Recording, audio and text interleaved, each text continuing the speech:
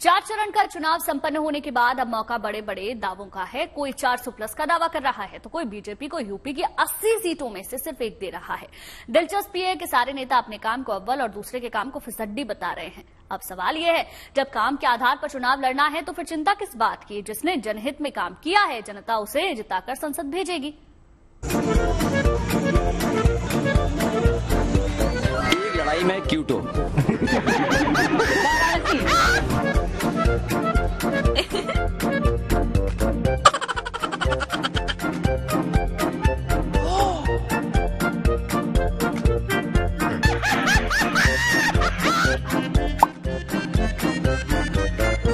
चुनाव में दावों का बड़ा महात्म्य होता है। नेताओं के दावों पर अगर भरोसा किया जाए तो महज 547 सीटों वाली लोकसभा के लिए 15-20 हजार की जीत के दावे अलग अलग मौकों पर अलग अलग नेता कर देते हैं।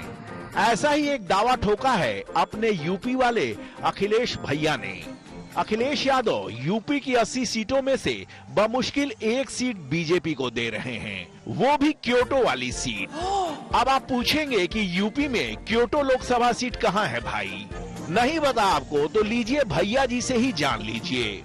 कितनी सीटें गठबंधन की हैं? प्रदेश में कितनी? देखिए, एक सीट के अलावा सब सीटें जीत रहे हैं। कौन सी सीट? एक लड़ाई में क्यूटो वाराणसी, वो क्यूटो है, एक लड़ाई में है, उसको क्यों बाकी छोड़ दिया? सब इंडिया गठबंधन जीत रहा है। उसको क्यों छोड़ दिया? वो लड़ाई में है, थोड़ा बढ़ जाएगा, मेहनत करेंगे तो।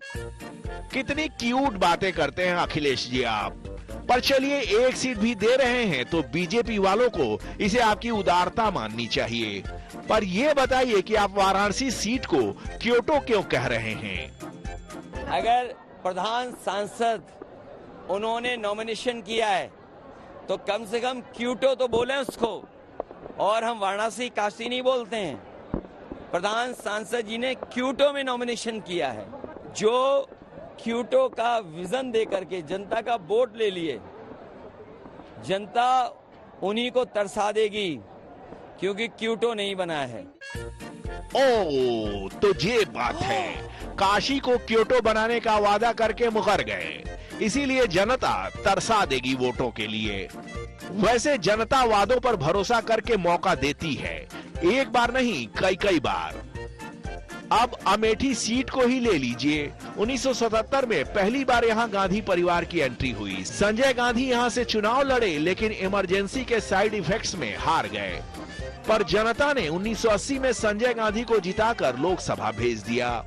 उसके बाद लगातार अमेठी सीट से गांधी परिवार के लोग या परिवार के वफादार यहां से चुनाव जीतते रहे हैं। कितने सपने थे अमेठी को लेकर गांधी परिवार के, फिर भी जनता ने 2019 के चुनाव में सपनों का ख्याल न करते हुए राहुल गांधी को पटखनी दे दी।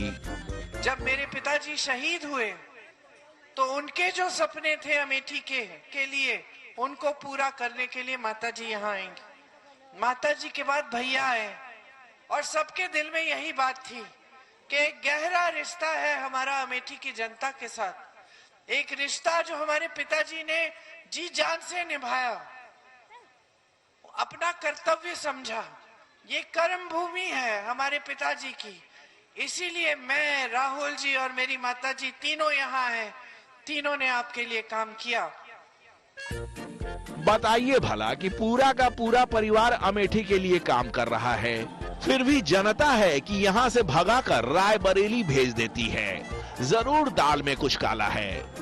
इसीलिए अधीर दा वोट देने के बाद ईवीएम की हर एंगल से जांच करते हैं।